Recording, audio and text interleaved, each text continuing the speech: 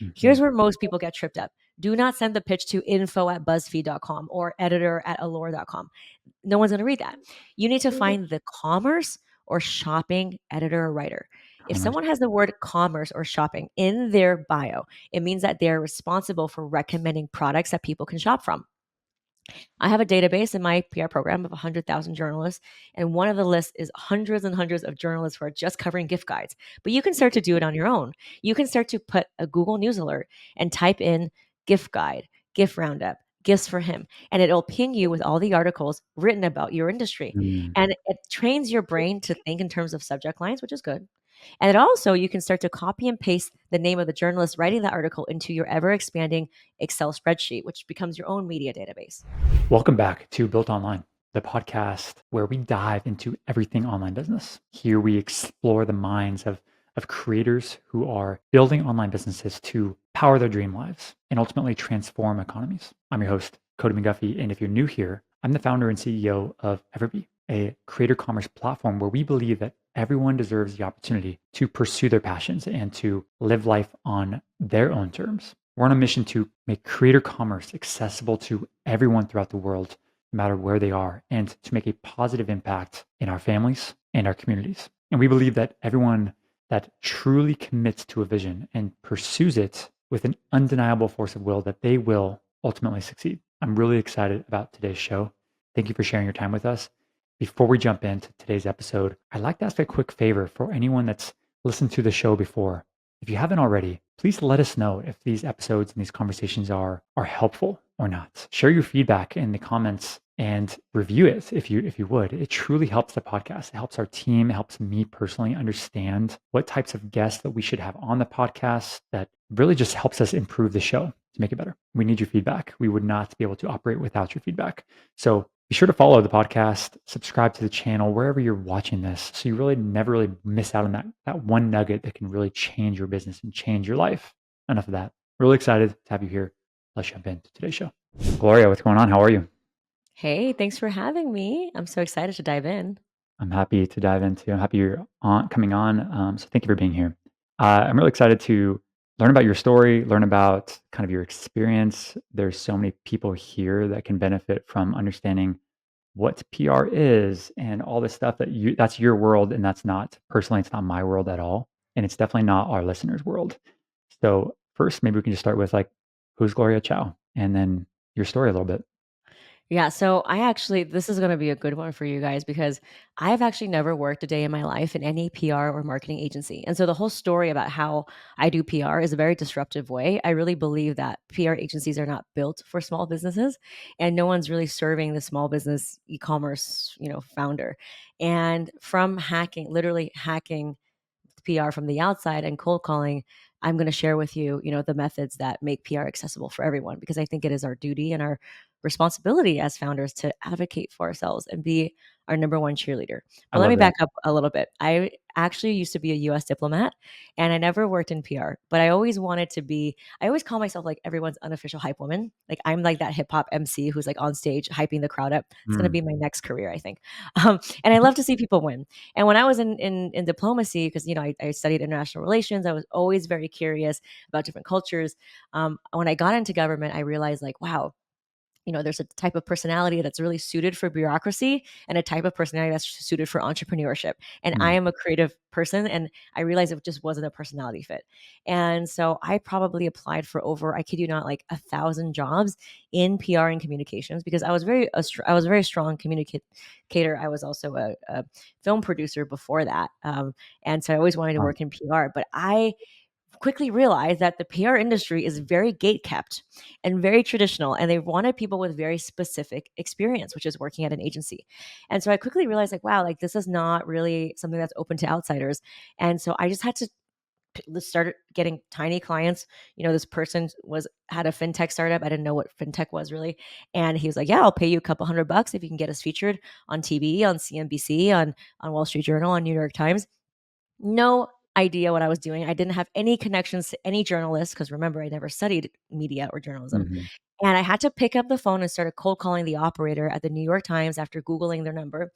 And I think just from thousands of cold calls with sweaty hands and getting rejected, I started to pick up on a pattern on Mm. when the journalist or the producer or the writer or the podcaster would say, yes, tell me more. I ended up getting my client featured on CNBC, Wall Street Journal, New York Times, FT, and I started to basically, think about how can I productize PR Mhm. and make it accessible so that everyone can take it in-house, so that you don't have to keep giving your power away to an agency. Because remember, PR agencies are very expensive and not built for many small Can I businesses. pause you for a second? What is Mhm. so if you beautiful. Some people right now are listening and they're maybe just getting started in the marketing world, like marketing their own brand. And so they're hearing this word PR for kind of the first time. Like really, how would you Yeah, define PR to like break it down to the fundamentals and then we can jump back? Like what would you consider yeah. PR? Like what are some examples of this? So I feel like marketing and ads and social media is you talking about you, but PR is your industry talking about you. Beautiful. And it's really about getting that third party validation. And so when we think about the buckets of marketing activities, there is no higher leverage activity than PR. I'm talking about the earned organic PR, not the one the pay to play logo seen here. That's just an ad. Don't fall prey to those scams. I'm talking editorial. So, like, you're on TechCrunch or you're being featured on an article in Business Insider. That's going to give you powerful SEO backlinks. It's going to give you that traffic, authority, that visibility. No other marketing activity can check all those boxes, right? We don't own our social media, it has no SEO. Your ads, maybe more people will see it, but it doesn't give you SEO, it doesn't give you credibility. So PR checks all of those boxes. Interesting. And it really comes down to knowing how to write a good pitch and knowing who to send it out to. And it's really just if you put the two and two together, you can repeat it as a system in your business. Don't let anyone make you think that it's so complicated and so difficult. They're just trying to monetize you. Journalists want to hear from you. They don't want to hear from a PR rep. So let's just remove that middle layer Mm. and just get to it, right? They want to talk to you. And here's the thing, if they only talk to the big box brands or the Walmarts or the Targets, they probably would lose their credibility very quickly. So journalism, the news relies on fresh voices, indie brands, people from all walks of life to make it credible. That's why I have like these friends, like for example, sometimes I have these friends who I never actually had this conversation with. So I'm actually going to ask you about them, even though I could ask them, but I just haven't. So for example, I have some friends that are been featured in MSN, right? For example, and they're telling MSN is telling their story. Like Jackson Thomas did this, and he created a multiple $300,000 in sales, working 3 hours a week, and all true stuff. Very cool. But that is PR. That's what we're talking about. That's an example of PR. Is Well, it that correct? depends. It depends. It's a very murky area because there's a Okay. lot of ads that you can buy on Yahoo Finance, and there's a lot of Forbes contributors who are going against the rules and like getting paid for these things. So you want to make sure that it's editorial, not advertising. And How do you know the it difference? actually say it on the like. There's a lot of ads that are parading as articles, and it'll say advertisement or advertising. Ah, You get that in your news app, like something that seems like it's a story, but it's actually sponsored content. And and so there's is it place still for that. valuable? Like, is it still valuable to or not as So valuable? so it depends on what you're paying and what you're getting out of it. So a Ah, lot of times you're paying thousands of dollars for one thing. Maybe it'll hit the right people. Maybe we don't know, right? So the thing is that if you don't learn how to pitch for yourself, you don't learn how to do PR, if you don't create the relationships with the media, you're going to keep paying and paying and paying and paying. And so one way to take ownership of that is just to know what your positioning is and who to pitch it to and get that organic PR, which again gives you that SEO that no advertising content will give you. beautiful. Can we run through an example, like, how somebody, like a specific business can actually take advantage of this and Yeah. what that would look like? What would be the ideal outcome for them? Yeah, so we talked about the mindset thing is that we don't need to be a huge business. We don't need to have a big following. Journalists repeatedly, and I bring the top 1% of journalists into our program, and they always say it's not a popularity contest.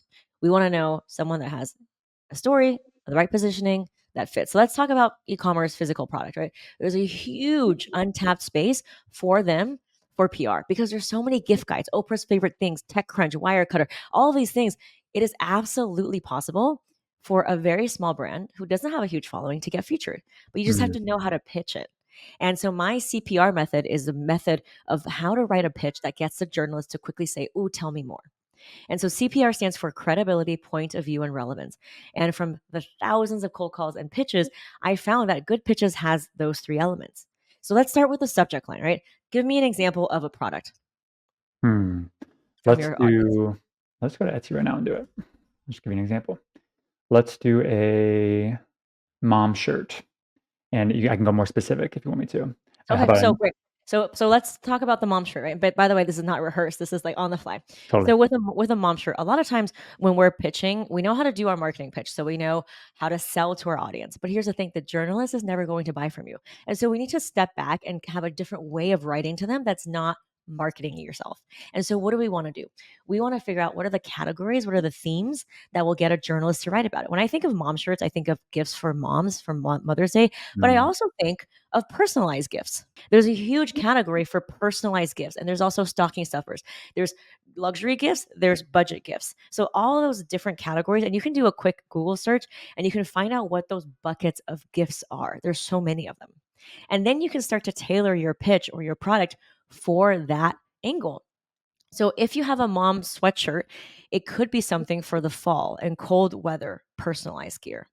If it's something that's more beachy, it could be something for your summer travels. So think about all the different usages and use cases and how you can pick the right product for that season. And mm. that's really kind of how you can get into gift guides.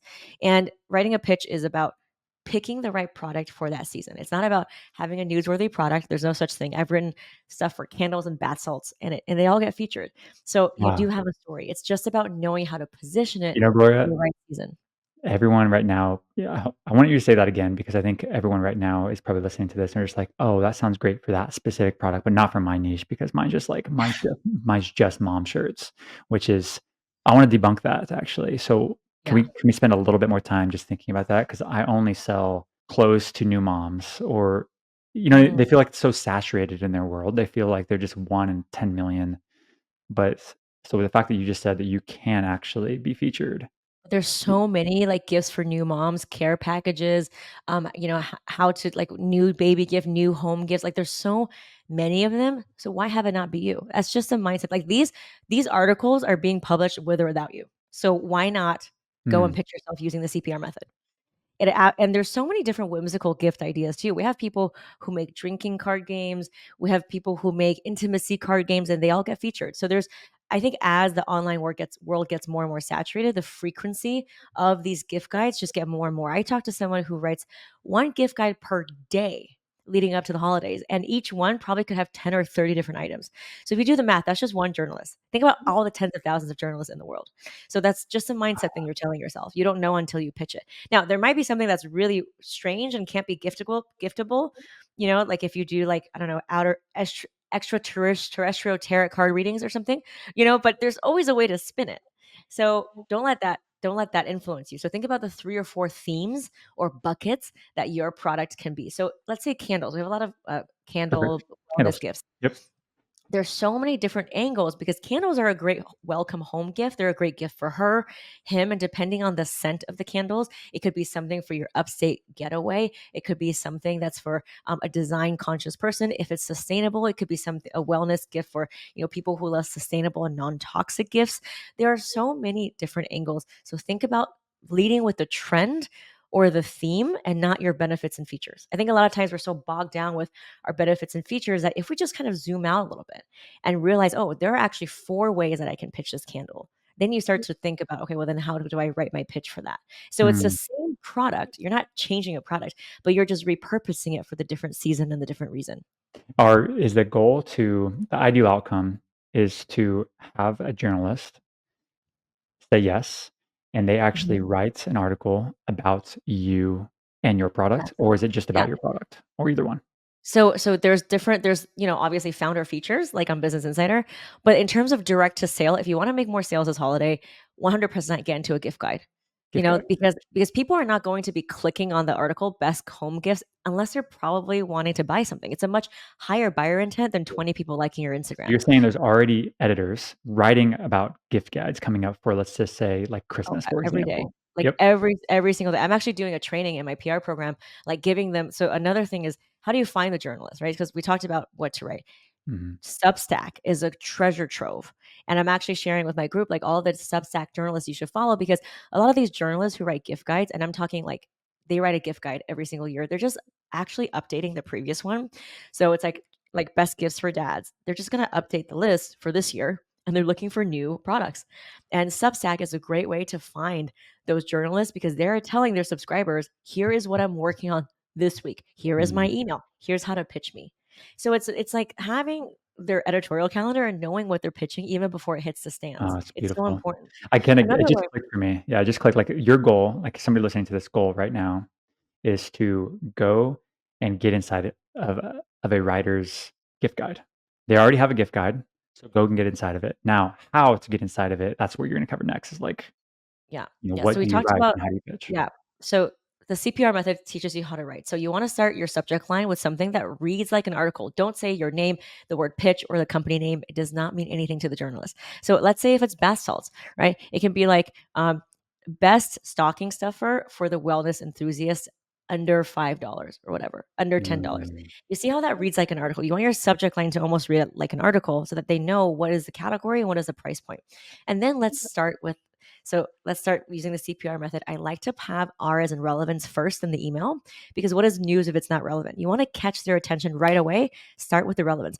As we head into the season of baths and coziness, your readers will be looking for things to elevate their bath time routine. You see how that is a mm, beautiful way to paint relevance. Instead of saying, our bath salts are blah, blah, blah. No, you're starting with what people are looking for. And P in CPR stands for point of view. It's usually 3 bullet points on why your bath salts are perfect for the season. Is it good for travel? Does it have non toxic things? Does it have a special scent? Is there a charitable component? Does it come in really interesting packaging that also mm, melts in the bath? I don't know.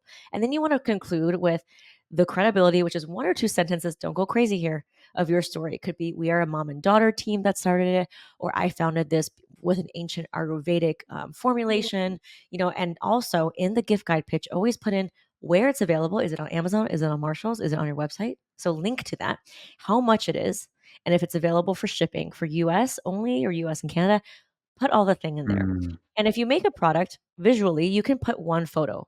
So put one photo. Don't go crazy with the photos because you're going to hit their spam inbox, but put one photo and then hyperlink for the rest. Happy to send you a sample. Here's my affiliate link if you have one. Here's more photos. And so that way the email is very clean, it's very polished, it's not overwhelming, and it has all the different things that they're looking for when deciding whether or not it fits into a gift guide. Wow, that's interesting. Do you need to have an affiliate link? Is there some of these things that you need to have in order to do that? Yeah, so I just had someone from Today's Show and Good Morning America come in and coach my PR students, and she said that it is for gift guides and commerce, it is going that direction where they want to have a win-win. And I still think it's better than paying for an ad, right? Because it's a win for you and win for them because Sure. it's all. So if you do have an affiliate link, you can get if you have one on Amazon, if you have your own, if you have a skim links, share that with them because Cool. it gives them an extra little incentive to feature you. Is there Now a it's certain not amount of a for me percentage too. that's, like, needs to be kind of over I would this say like rule of I thumb? would say like at least 20 to 30 is a sweet spot. 20 to 30%. Okay, beautiful. Yeah. It's not necessary, but the ones that do have affiliate links probably can entice the journalists more, but it's not a Yeah, requirement, you know? gives you an edge. Yeah. And yeah. And so now we talked about the pitch, like what to write, like now let's talk about who to send it to. Because remember, PR is writing a good pitch and sending it to the right person. Mhm. Here's where most people get tripped up. Do not send the pitch to info@buzzfeed.com or editor@allure.com. No one's going to read that. You need to find the commerce or shopping editor or writer. If Commerce. someone has the word commerce or shopping in their bio, it means that they're responsible for recommending products that people can shop from. I have a database in my PR program of 100,000 journalists, and one of the lists is hundreds and hundreds of journalists who are just covering gift guides. But you can start to do it on your own. You can start to put a Google News alert and type in gift guide, gift roundup, gifts for him, and it'll ping you with all the articles written about your industry. Mm, And it trains your brain to think in terms of subject lines, which is good. And it also, you can start to copy and paste the name of the journalist writing that article into your ever expanding Excel spreadsheet, which becomes your own media database. And you can also sign up for things like Haro, like help a reporter out as a source, or you can use a tool like Quoted, which if you sign up as a source, journalists are asking people to be interviewed and asking for certain items. And if you fit that category, then boom, of course you can do that. Someone in my program used a CPR method to get featured on 7 different things just using Haro alone, right? Just wow. answering these inquiries. You can also follow hashtags on social media like journal request and or like hashtag gift guide.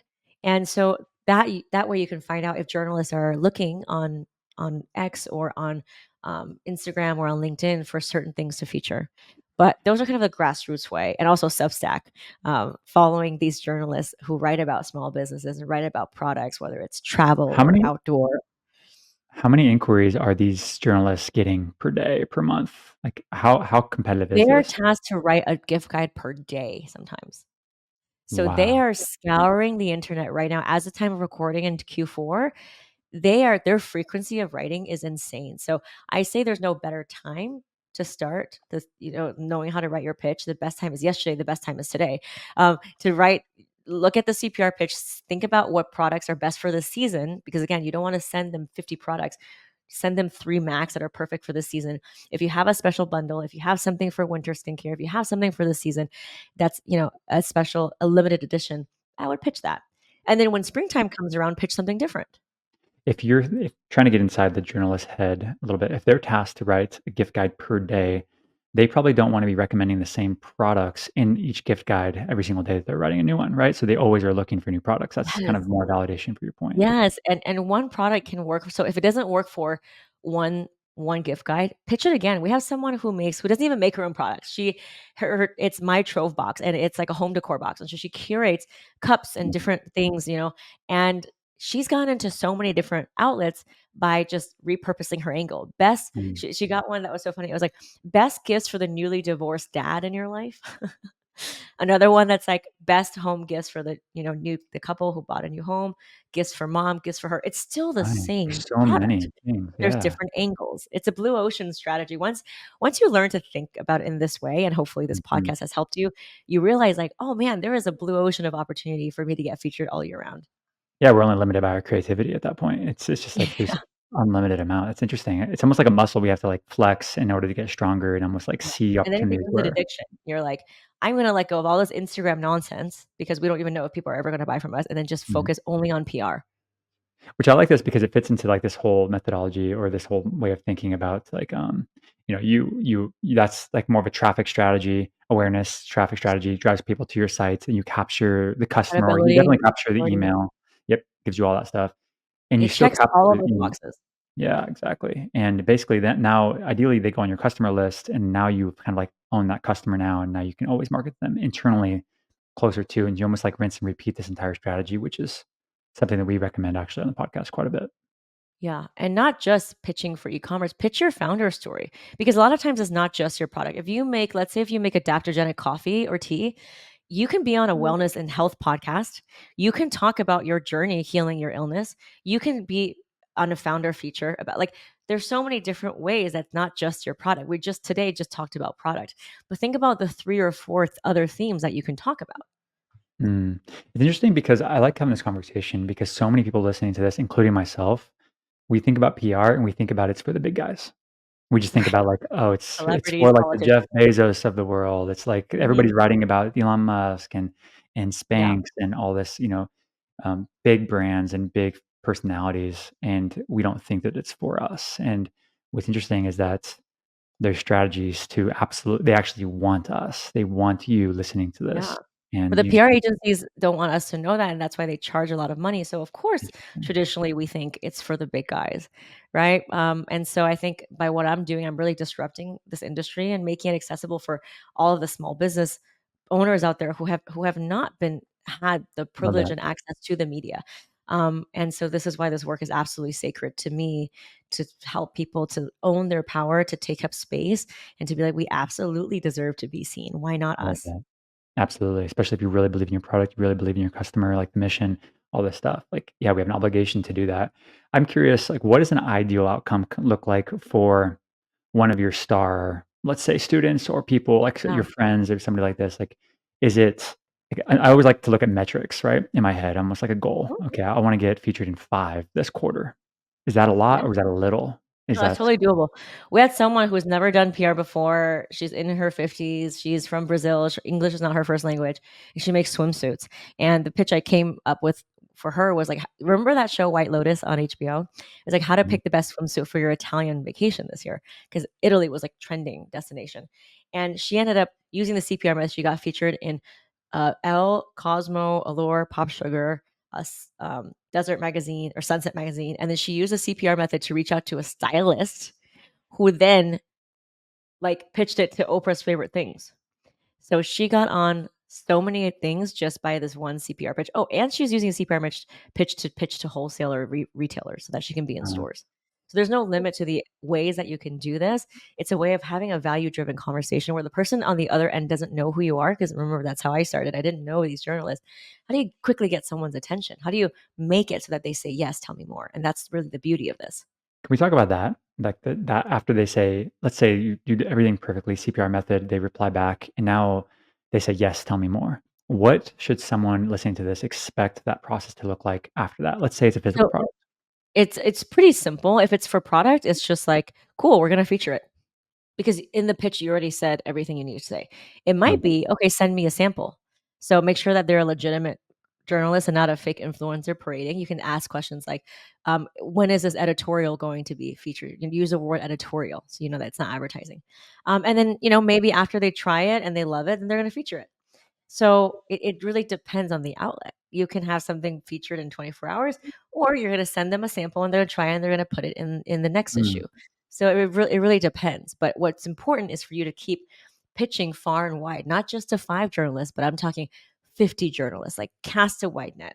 So that way you're constantly planting the seeds because you never know when that person's going to need to write a story about your and when you product. say 50 journalists, you mean like 50 journalists per month, per quarter, per year? What does that Just mean? just starting, just starting with 50 per year. I Per mean, 50. and some of those journalists could be podcasters. Okay. And So then you need to have a typically, momentum. You need to start because once you start getting featured, it becomes so easy because oh, then it's really? like you can put in your pitch, I "I've was been featured featured. in Forbes." Yeah, you're safe now. You're safe for them. You almost like, yeah, you're a safe investment for them. Interesting. And how many people respond back to a pitch typically? Is it like, no thanks, or is it just like you ghosted a lot, so just expect that? Again, it depends, right? Some people will say, "No, this is not for me," but here's another hack for your people. Before you send out an email, install an email tracking device, and that way you know if your email is being open. If it's not being Mm, open, it could be a deliverability issue, could be they don't work there. If it's being open multiple times, it means that they really like it. They're just trying to find a place for it. And that's where you wanna engage with their content, be patient. Journalists are writers, they have egos. Stroke their ego. Say, "I love the roundup that you did on 40 best golf gifts mm, for dad. Are you doing it this year? Because we have launched a brand new line, which I think will be perfect for dads." You see how that's a great way to have a conversation with a journalist. So compliment, engage. It's kind of like a customer, right? sure.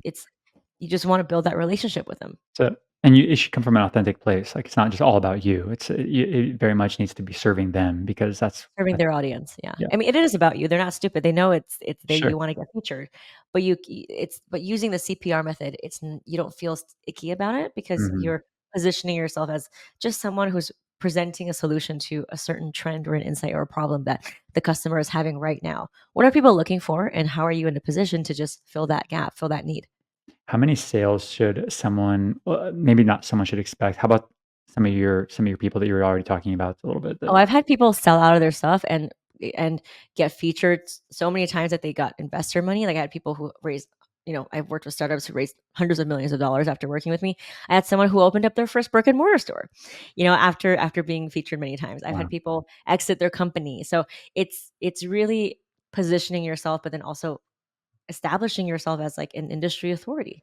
Like I said, marketing is you talking about you and PR is your industry talking about you. interesting. I think about PR too, and this is a limiting belief, I think, is when I think about doing PR for EverBee, for example, which is right, this is our main thing. I think about PR is almost like, oh, I don't wanna do PR. I wanna be, like, only doing product and, like, focus on the business and focusing on the customers, and, like, PR is just mostly, like, for people that raise money and, like, all that stuff, and I don't wanna get distracted. Um, can PR play a role for a founder like me, where I don't necessarily want to be my face out there and doing all these interviews and all this stuff? I just wanna really focus on the business. Can PR play a role in our strategy? Well, you don't need someone to be like, you can have someone else be the face, but I Mhm, will say people buy from people, and if you wanna be a thought leader, if you wanna be on those panels, if you wanna be up there on stage, then, like, there needs to be a human, right? We need to mhm. know who the person is. So, you don't have to there's different mediums. You don't ever have to get on the phone with anyone. You can just purely just do digital, and that'll keep giving you the SEO and the authority for when you do close those deals. You can repurpose it in so many ways. Every time you go into a customer call, right, it allows you to position yourself so that you can increase your prices. It allows you to differentiate yourself when you have something that's very saturated, because if everyone is doing that, how are you different? And PR can help you do that. PR can also help you protect your IP. If you're the first to do something, if you're truly a category disruptor, PR will help you do that because it'll Mm, say that you are truly innovating in your space. I love that. I love that. I think a lot of people listening to this they probably took a little bit of a fresh breath because a lot of people listening to this, they're not necessarily the content creators. I mean, a lot of them are, but they're not always the face. So the fact that PR doesn't have to mean you have to go out and on a road show and doing every single in-person event possible and be Oh, on the stage talking. You can do the gift guides, and then you can also do virtual stuff, and then you can also do the article stuff. It sounds like yes, there's it's a so many way bigger opportunities. space. Mhm. Interesting. I think it's a perfect transition time to kind of go into our rapid fire questions. Let's do it. Let's do it. Let me pull them up here. What is your favorite business book?